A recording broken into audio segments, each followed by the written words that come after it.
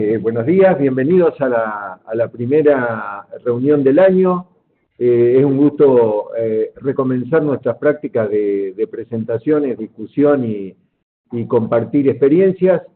Un gusto, doctor Pierini, de estar con ustedes.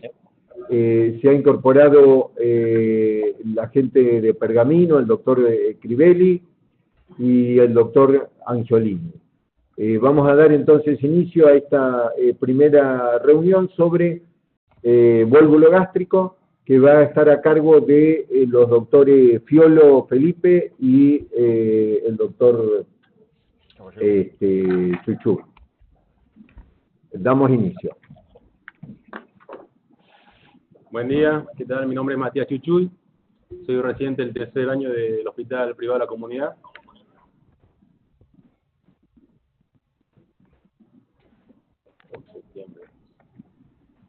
Hoy vamos a hablar de un tema, un vólvulo gástrico residuado.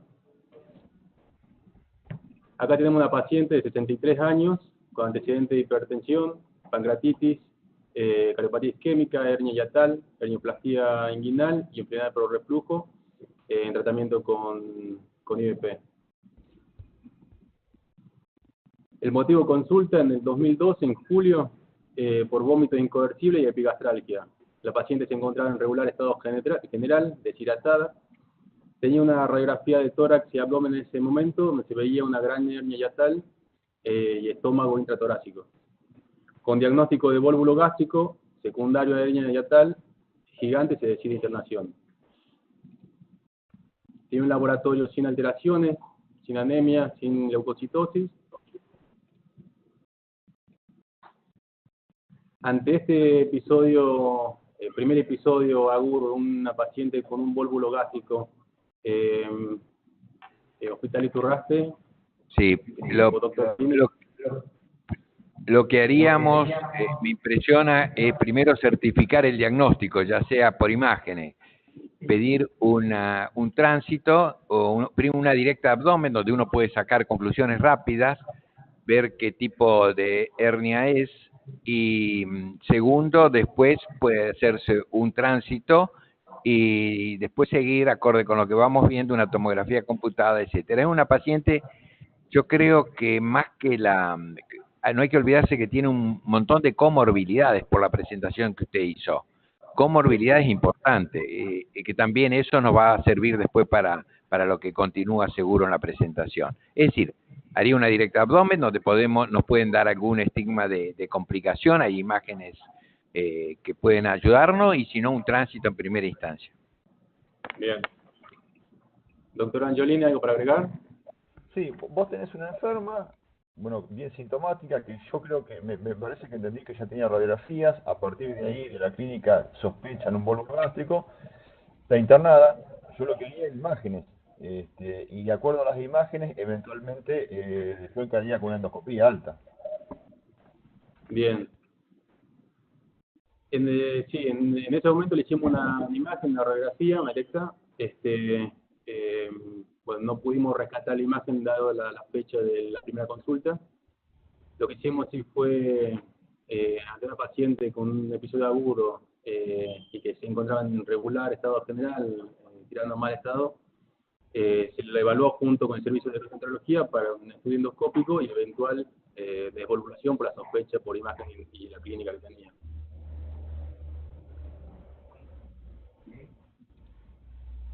En la endoscopía se realiza la desvalvulación y la paciente mejora clínicamente en las primeras horas, tiene una buena tolerancia y se otorga la alta a las 24 horas, en plan de resolver o realizar un tratamiento quirúrgico definitivo en forma programada.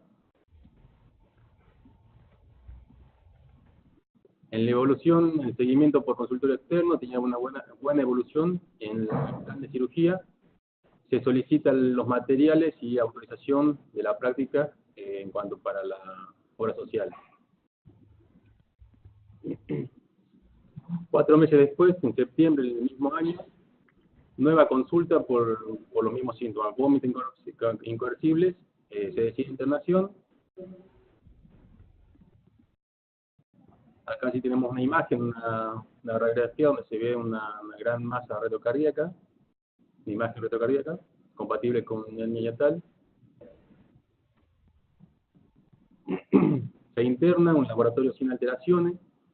Nuevamente evaluado con el servicio de gastroenterología, se realiza devolvulación endoscópica, colocación de sonda nasogástrica con alto contenido.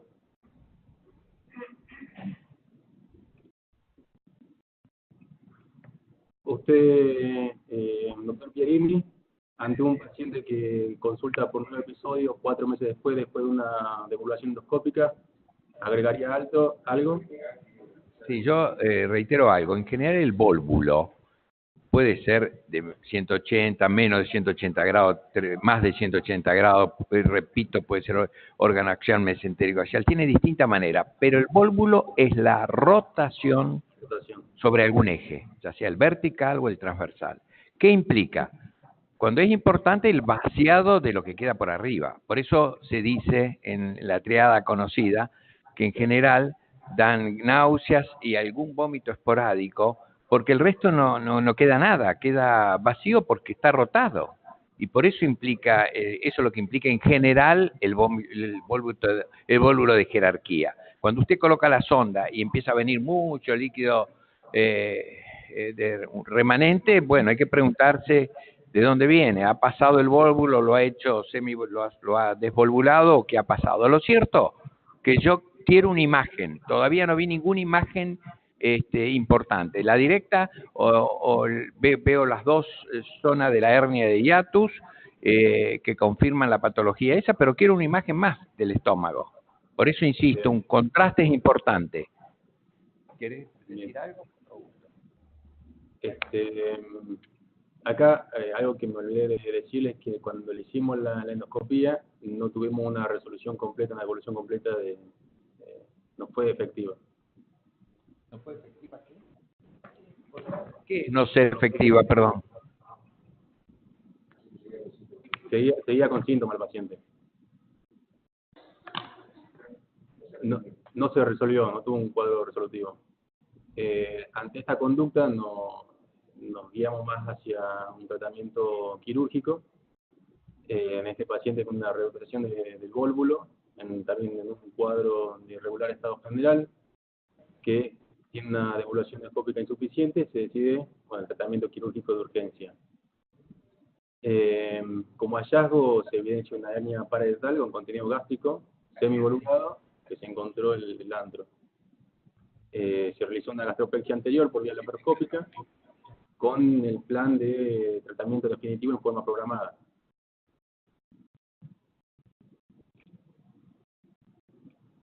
La evolución fue buena en las pocas horas con buena tolerancia y se otorga el alta.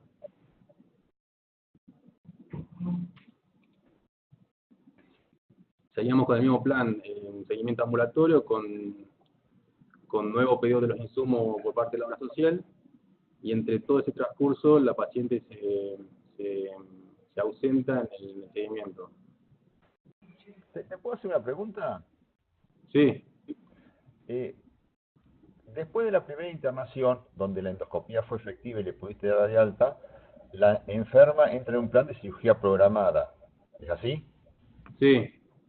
Bueno, ¿cuál es el motivo de los insumos? Porque vos le ibas a operar y no le ibas a hacer una apexia, que sabemos que recidiva, le ibas a hacer otro tipo de cosas, más con la hernia, ¿no es cierto?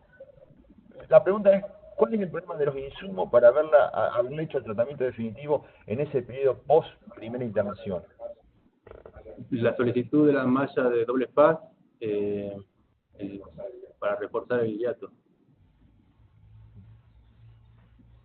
Está bien. Bien. Bueno, en octubre del 2018, 6 años después, realizan nueva consulta por guardia con vómitos y epigastralgia. Se decide internación, el laboratorio sin alteraciones y nuevamente se evalúa con el servicio de gastroenterología.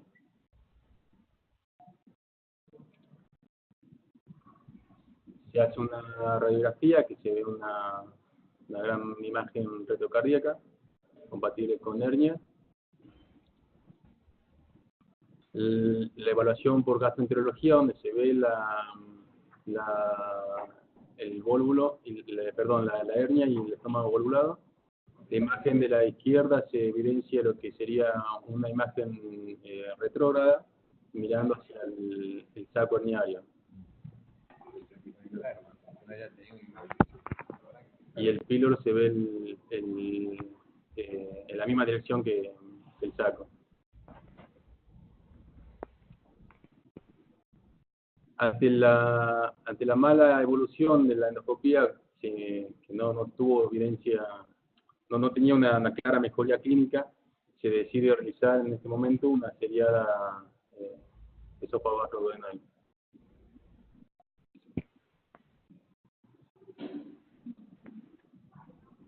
Lo que se ve es el estómago volvulado y no tiene pasaje a duodeno.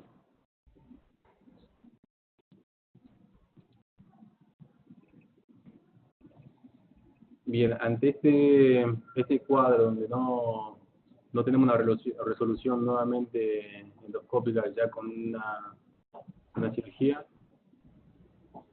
usted, doctor Pierini. Sí, el paciente ya hay que pensar en operarlo, pero no dejarlo ir, porque evidentemente las complicaciones pueden ser muy serias. Sí, eso, operarlo. Doctor Angiolini. Sí, yo creo que hay que operarlo. Lo que no tengo tan claro, porque realmente no tengo experiencia, porque ese paciente tiene una gran hernia hiatal, no tengo experiencia si ese esófago es corto. ¿Cómo reducís todo eso en la cavidad abdominal? Eso te digo, sinceramente no tengo claro, por eso que quiero escucharlo. Bien. Bueno, en cuanto a la evolución, fue buena, tuvo una tolerancia oral a las 12 horas, la paciente se va de alta y a los 30 días consulta por un cuadro similar. Nuevamente evaluada en conjunto con el servicio de gastroenterología.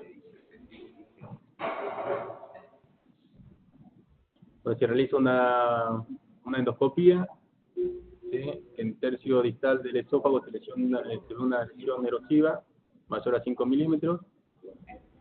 En el estómago se ve abundante restos líquidos, en cuerpo gástrico en cara posterior, sobre el corrector de medición, una lesión deprimida de 15 milímetros con fondo de fibrina. El antro eritematoso, filo entreabierto y lateralizado hacia la derecha. Una imagen espiralada en geno superior y no se constata estenosis.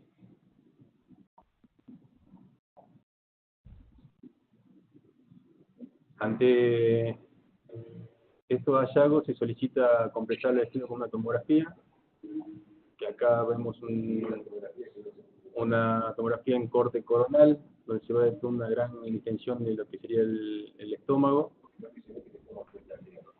que no se ve el estómago herniado, ¿sí? Todo en cavidad abdominal. Lo que señala la flecha sería la parte del antro píloro, que está en orientación. Sí, en la curvatura mayor se encuentra rotada hacia el ejeaxial.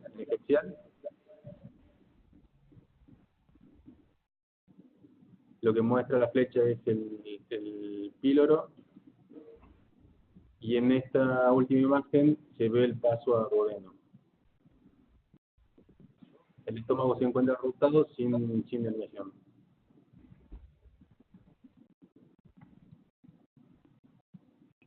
Bien, ante esta situación, con estas imágenes, doctor Pierini, ¿usted qué haría?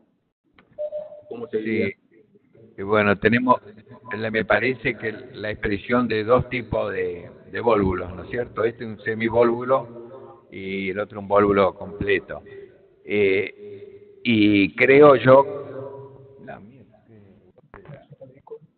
que le haría la pondría para una cirugía, para una gastrectomía.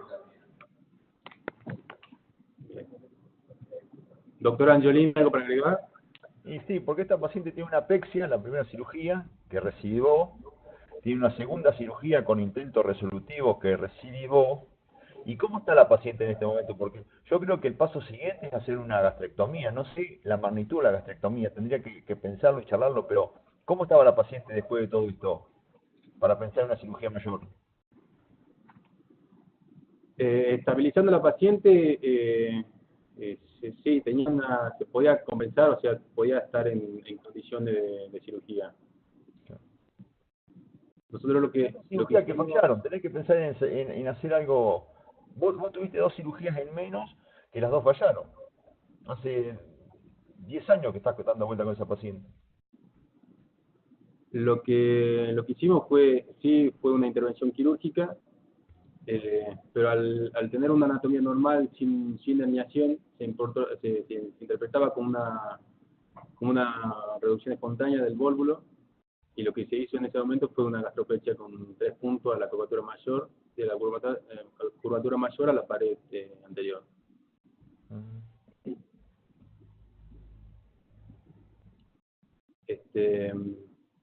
No lo tomamos como una complicación de la cirugía, de la cirugía anterior. Claro, de la segunda no lo tomás como una complicación. De la segunda cirugía. Bueno, internación en el postoperatorio inmediato tuvo una buena evolución, se le dio dieta blanda a las 12 horas, se otorga la alta a las 24 horas postoperatorio, y hasta el momento continúa en seguimiento. El último control fue a los 3 meses postoperatorio.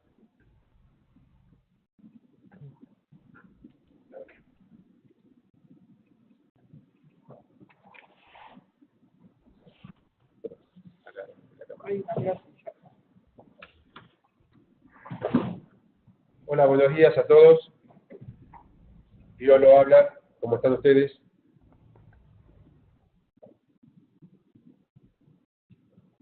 ¿Me escuchan? Sí, te escuchamos, Fiero. ¿Qué tal?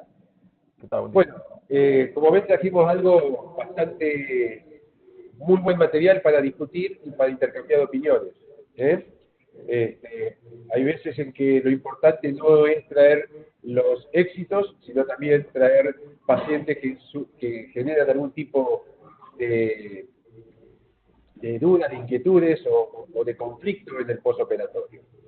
Haciendo un pequeño repaso para por ahí aclarar algunos términos, vamos a comentar que el paciente en su primera internación es cuando debuta en el hospital.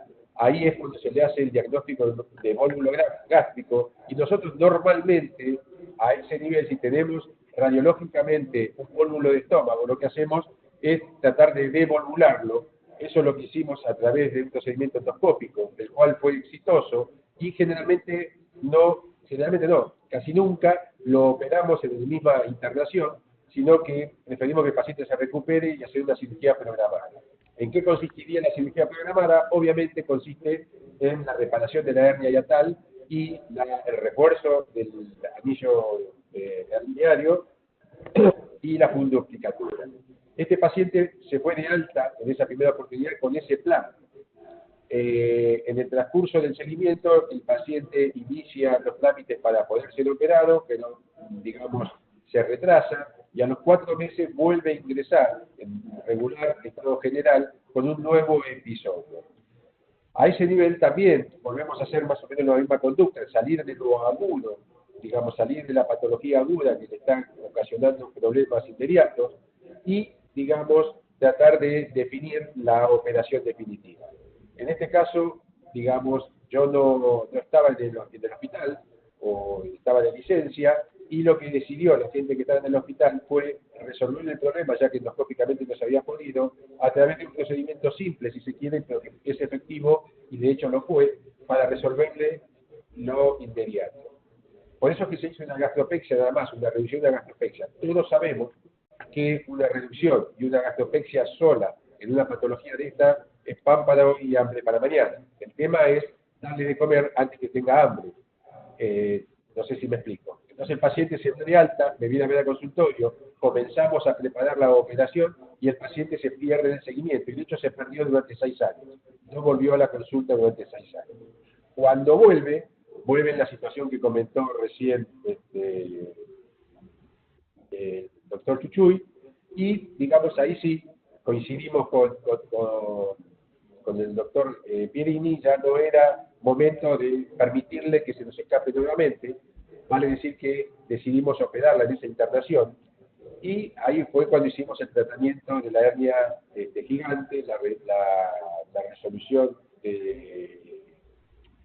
la reducción del contenido, el tratamiento del saco y la reparación con malla del hiato. Lamentablemente, por una cuestión técnica, digamos, se cortó el video y no quise traer video de otra cirugía, sino mantener la honestidad del caso. Así que mostramos toda la disección del hiato, mostramos la hiatoplastia, pero, digamos, no salió allí la reparación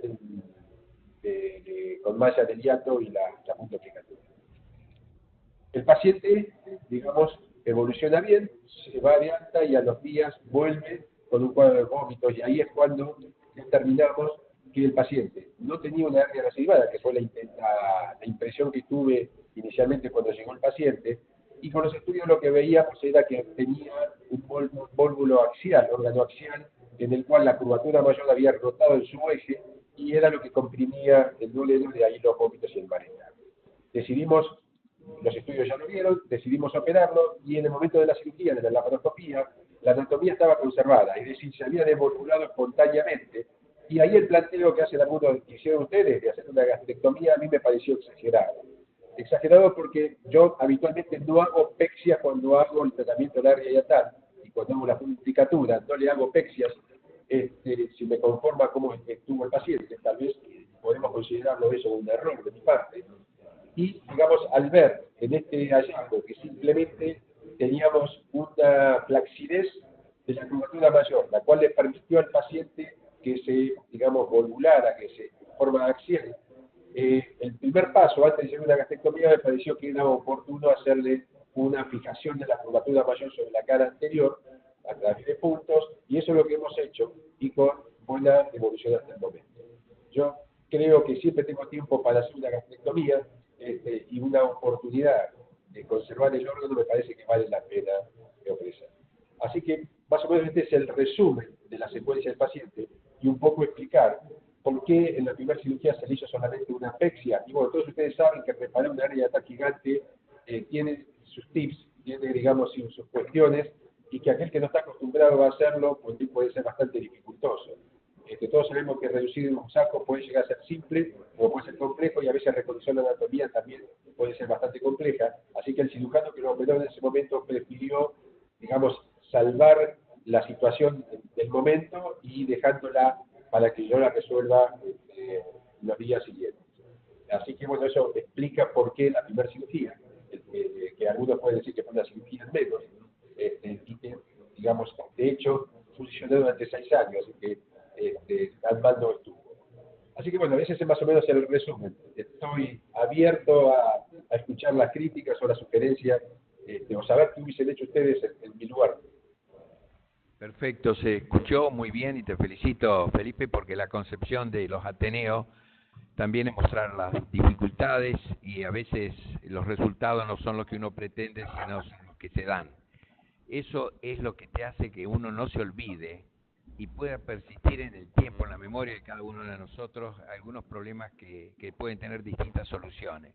Es la manera de que los residentes, los médicos expertos, los que tenemos antigüedad en la materia... ¿No se escucha bien, Tucho? Bueno, te resumo. A ver, ahí está, ahí se escucha. Te felicito porque estos casos enseñan, a través de distintas posturas quirúrgicas que se pueden adoptar, evaluando cada paciente en particular, algunas complicaciones donde el cirujano, a nivel de todos los tratos de formación, no se van a olvidar. La coincidencia en conductas, eso es rápidamente olvidable. La controversia nos ayuda a tenerlo siempre presente y saber que existen distintas modalidades de solución acorde con los espacios en el tiempo que lleva este paciente.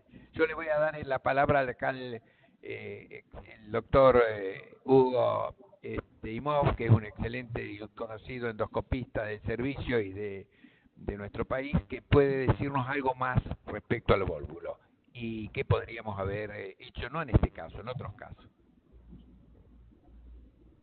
Hola, muy buenos días.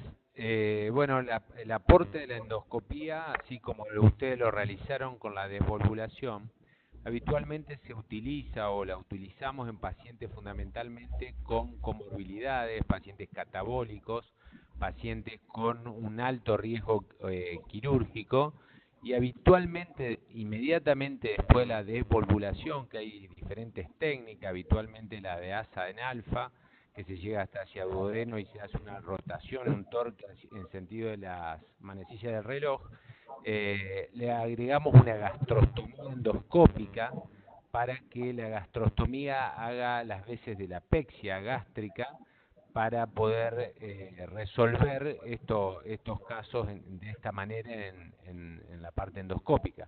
Y aparte, sobre todo en pacientes catabólicos o desnutridos, nos permite para hacer un soporte nutricional y así agregarle esa ventaja en la parte endoscópica. Este caso en particular, como tenía la gran hernia, eso lo felicito, doctor, está muy bien resuelto esa parte, pero la última cirugía también, lo estábamos comentando acá con los doctores, también se podría haber evitado haciendo una gastrostomía, porque lo único que se hizo fue una apexia y probablemente con una gastrostomía endoscópica eso se podría haber resuelto también. Así que ese es el aporte de la parte endoscópica. Muchas gracias. Gracias a ustedes. Sí, digamos, la opción podría haber sido válida de hacer una gastrostomía endoscópica en este paciente, pero en realidad la idea de la laparoscopía era determinar qué es lo que había pasado y, digamos, si se podía reducir, porque de hecho la endoscopía, donde se ve la valvulación órgano-axial, no ve el estómago anatómicamente normal. Eso lo vi en la laparoscopía. De hecho, ese fue el motivo de la laparoscopía. Vale decir que una vez que yo estaba haciendo la laparoscopía, me pareció que era útil intentar hacerle la apexia con fijación de un punto sin una gastrostomía, porque ya estaba dentro del paciente y lo podía haber resuelto. Si esto lo hubiese, digamos, previsto previamente, si la anatomía del estómago hubiese estado normal en el momento endoscópico, tal vez hubiese barajado la posibilidad de la gastrostomía. Pero me parece que en este caso ni se me ocurrió, dado esto que estoy comentando, ¿no es cierto? Y obviamente una gastrostomía tampoco es inocua, puede generar algún tipo de trastorno. Por eso yo soy de los que piensan que hay que ir de menor a mayor, pero lo menor tiene que ser suficiente para intentar resolver el problema, no ir a la máxima, habiendo salteado pasos que puedo realizar y puedo manejar, ¿no es cierto? Pero es válida la opción, es válida si la anatomía era normal en la endoscopía, si no íbamos a hacer una gastrostomía en ese momento en un sitio no muy anatómicamente determinado.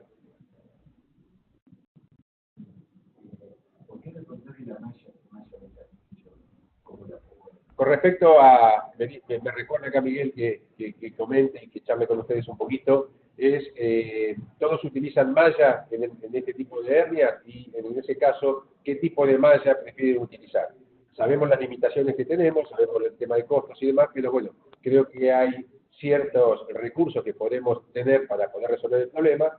Entonces, bueno, compartamos a ver con qué tipo de material tenemos experiencia para ver cómo podemos aprender unos de otros. Nosotros tenemos este tipo de patología, hemos tenido últimamente por la laparoscopía resuelta y en ningún caso pusimos malla. La tuvimos presente, la separadora de tejido, pero no usamos ninguna malla. Hicimos lo que hicieron ustedes, el pilar que se vio ahí era un pilar a impresión a bueno, y cuando uno se queda conforme, sabemos que también las prótesis tienen sus complicaciones.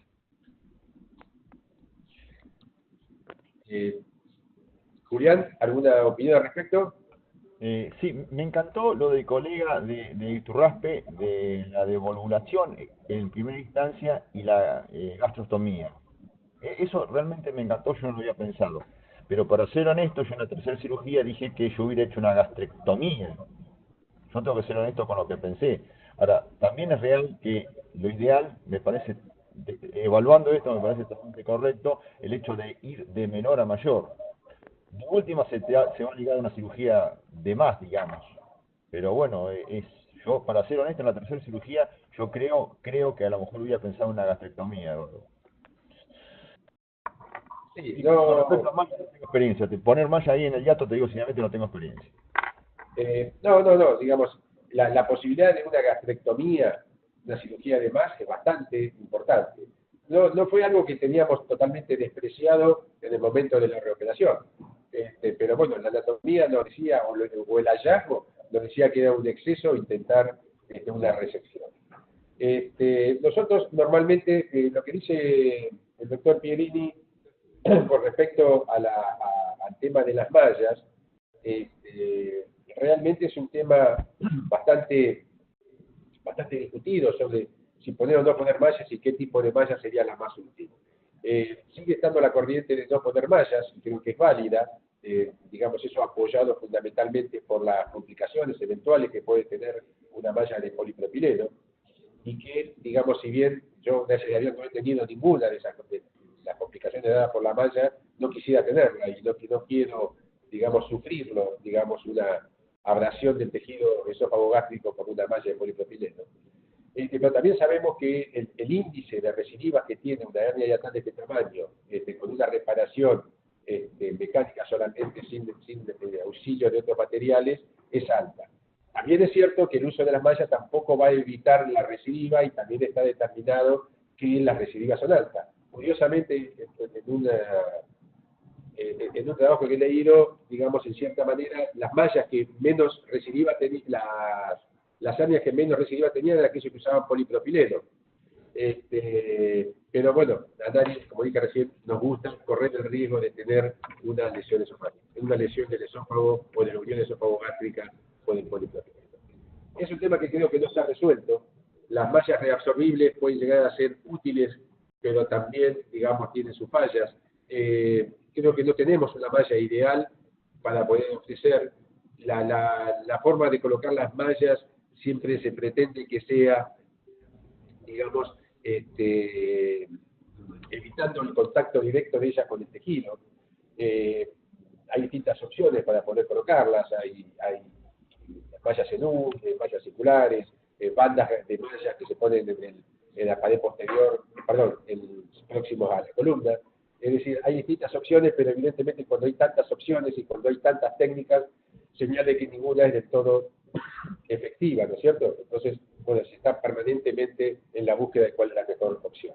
Nosotros normalmente ponemos, en hernias grandes ponemos mallas, sabiendo las dificultades, no las dificultades, sino la posibilidad de fracaso. Tratamos de poner una malla que sea de doble faz, inclusive en el recorte que hacemos en la U, le hacemos un pequeño dobladillo para que la zona que tiene el colágeno no entre en contacto con el esófago.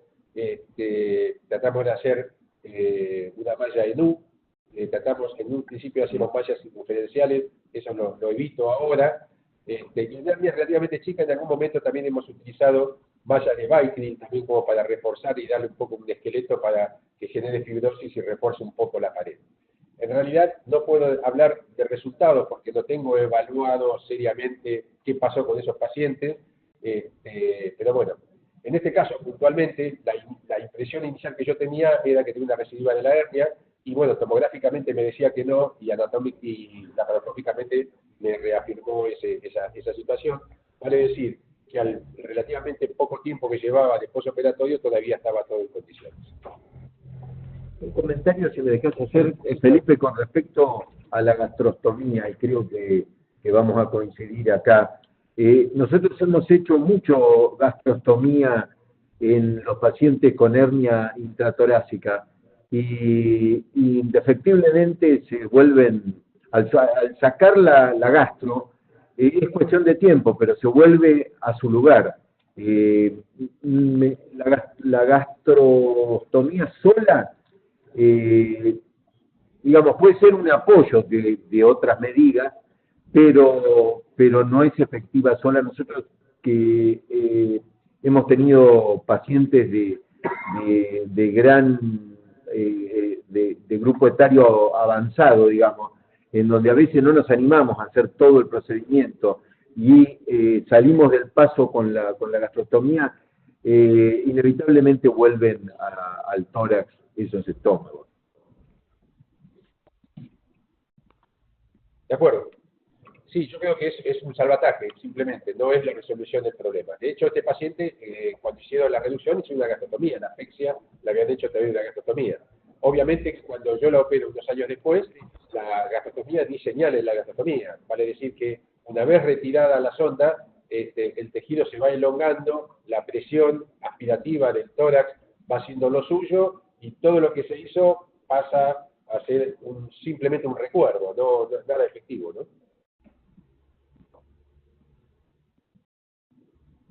Bueno, le voy a dar lugar, si no hay ningún comentario al respecto, le voy a dar lugar a Matías Chuchul para que... A ver si me escuchás. ¿Me escuchás? Sí, simplemente para poner énfasis en la fisiopatología, fisiopatogenia. ¿Por qué se forma? ¿Cuáles son las causas que determinan que exista el vólvulo? Y sobre esas causales hay que también tener presente las resoluciones. Sabemos de los 4 mesos, piprón menor, piprón mayor y piprón gastrofrénico, saber que la laxitud de los mesos permite el movimiento de todo del órgano y a partir de ahí la hernia hiatal, paraesofágica, etcétera, que son fenómenos que van a determinar que este tipo de vólvulo. Por eso está muy bien el repaso de las distintas tácticas que se toman y también tener presente los resultados que se pueden tener. Muy lindos los casos, muy buenos. Bueno, muchas gracias, Tucho. Lo vamos a dejar a Matías Chuchuy para que haga algún comentario de una revisión que ha hecho. Bien. Continuamos. Vamos a hacer una revisión bibliográfica. Como definición, el vólvulo gástrico es una entidad clínica muy rara, originada por el giro del estómago sobre su mismo eje. El 70 al 80% de los casos, los vólvulos aparecen en adultos luego de la quinta década. Lo que predisponen, los factores predisponentes, como dijo el doctor, la laxitud ligamentaria, las adherencias, tumores gástricos, elevación de mi diafragma izquierdo, hernia hiatal, obviamente, más relacionado a hernia hiatal de 2-3, alguna cirugía previa pulmonar, pueden ser agudo o crónico, por lo general el agudo concuerda con la triada ya descrita por Borchardt, por los vómitos que no son productivos, a veces náuseas sin vómitos, incapacidad para colocar la zona nasogástrica y dolor epigástrico. Las crónicas son más frecuentes, asociadas a hernia hiatal, tipo 2-3, son síntomas más inespecíficos, pueden náuseas, vómito, dolor, puede ser abdominal, o epigastralgia o torácico, algunos síntomas respiratorios. Según su eje, órgano actual, como en este caso, que es más frecuente, que el eje pasa por la unión del esófago gástrico o gastropilórica, en el antro gira en dirección opuesta al fondo del estómago, la curvatura mayor queda por encima de la menor, o el mesentero axial, que el eje axial divide la curvatura mayor y menor, que es una rotación más incompleta, o puede ser un tipo combinado. El diagnóstico es clínico y mediante las imágenes, radiografía de tórax, la seriada, tomografía.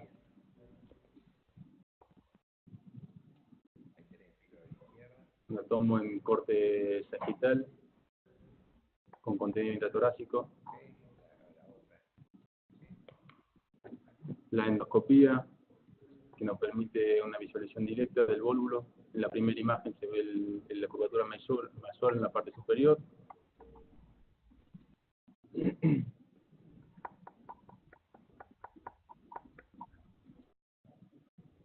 En cuanto al tratamiento, como propusimos en el caso que tenemos la depuración endoscópica, como dijo el doctor, también con una gastrostomía o no, una gastropexia anterior, una fundoplicatura de Nissen con gastropexia. Esta es una revista española, se habló en el hospital PESEN en España, en el tratamiento del vólvulo gástrico agudo mediante abordaje laparoscópico. Hizo un estudio retrospectivo entre el 98 y el 2010, todas fueron cirugía laparoscópica, se excluyeron los casos que confirmaban el diagnóstico mediante imagen, pero que no tenían clínica. Los estudios complementarios que se utilizaron son radiografía, tomografía y seriada de esófago abdominal. La cirugía propuesta fue la gastropexia anterior y la reparación completa hiatal con reducción herniaria. resección del saco y fundoplicatura de Nissen con refuerzo protésico. La malla que se utilizó fue una malla de 10×5, doble faz, con anillo de refuerzo central siliconada. Evaluaron 10 pacientes, 5 hombres y 5 mujeres, con una edad media de 69 años, con un rango entre 34 y 94 años. Uno de los pacientes fue un vólvulo primario y 9 de forma secundaria. La forma de presentación fueron en 3 pacientes de forma aguda, subaguda 7 pacientes, subaguda se consideró un lapso de tiempo entre 2 a 7 días, y los síntomas, 8 pacientes presentaron epigastralgia intensa, náuseas e intolerancia oral, y en menor medida dolor torácico atípico, dolor torácico y disnea y vómito en Borrelofrein.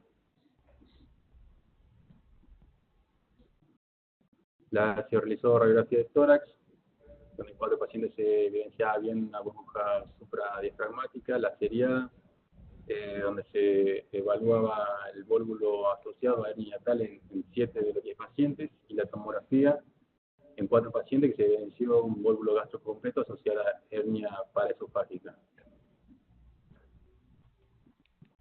7 pacientes se realizó gastroscopia anterior, ¿sí? Eran pacientes de alto riesgo, ancianos.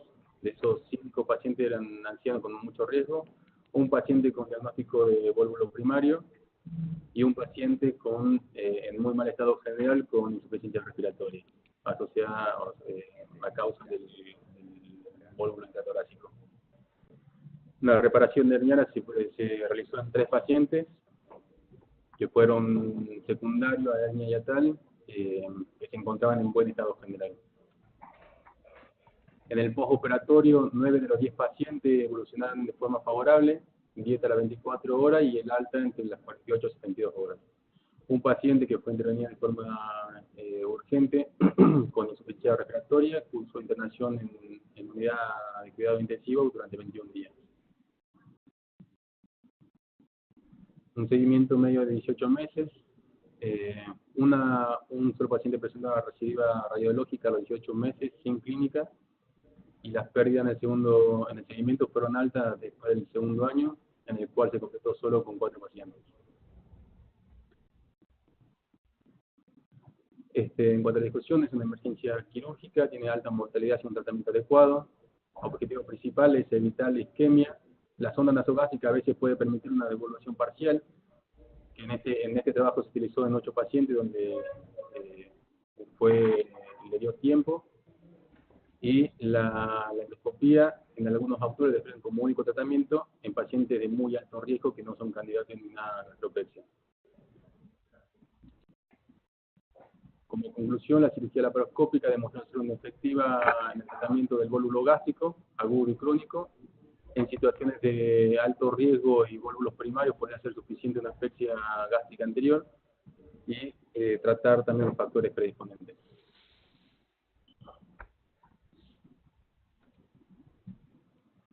Y este era un trabajo también propuesto en Los Ángeles, California, también donde se hablaba sobre la cirugía reparadora en los vólvulos crónicos.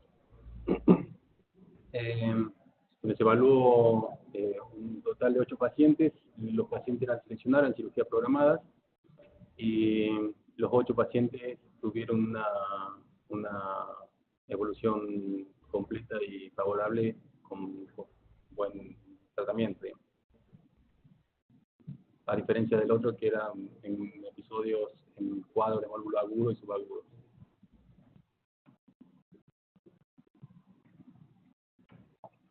Eso es todo. ¿Saben qué antigüedad tiene el hospital privado Corrientes? Bueno, creo que ha sido provechoso la presentación y las discusiones que hemos tenido. No sé si alguien quiere agregar algo más. Fiolo, doctor Fiolo, Sí. realmente te felicito. Yo y quiero me parece- felicitarlo, muchas gracias. Muchísimas gracias, siempre es un repaso de patologías llamativas, pero que tenerle o encontrarte inmediatamente. Y el diagnóstico tardío puede provocar la muerte del paciente a través de la isquemia o la necrosis del órgano, que también es muy triste. Pensarlo ante todo lo que ustedes demostraron y mostraron, y saber las distintas soluciones que se pueden adoptar acorde con las comorbilidades, que siempre digo es lo que te puede dar la jerarquía de la respuesta terapéutica. Muchísimas gracias. Gracias, Santi. Julián. Fiero, no, a mí me queda realmente la tercera laparoscopía cuando vos hiciste la tercera cirugía. La laparoscopía me pareció fundamental porque ahí realmente decidiste. Yo iba pensando en una gastrectomía, pero realmente la utilidad de la laparoscopía, que ahí decidiste hacer una cirugía menor. De todas maneras, el tiempo va a decidir o va a decir qué pasó con esta paciente, ¿no? Pero la tercera, yo lo que me quedo de este Ateneo es la tercera laparoscopía, cómo te ayudó a decidir la conducta a seguir. Yo hubiera entrado diferente, pero por eso me parece muy importante y te felicito por el caso, cómo lo resolviste. Gracias, Julián. Bueno, les agradezco la presencia y por supuesto sé que voy a contar con ustedes o vamos a contar con ustedes la semana próxima en el Congreso, 13º Congreso de la Sociedad de Cirujanos de Mar del Plata. Creo que va a ser un buen momento para seguir charlando de medicina y trazar mayores lazos de amistad como los que tenemos con todos ustedes. Los esperamos en Mar del Plata, trataremos de recibirlos bien y hacerlos pasar muy gratos momentos junto a nosotros. Muchas gracias y bueno, será hasta la próxima, hasta el próximo Ateneo. No sé si Gracias. el próximo Ateneo es el primer martes de abril, retomando, digamos, la vieja costumbre, ¿verdad? Así que bueno, los invitamos ya para el próximo Ateneo, pero antes los invito para venir a Mar del Plata la semana próxima. Un gran abrazo para todos. Un abrazo.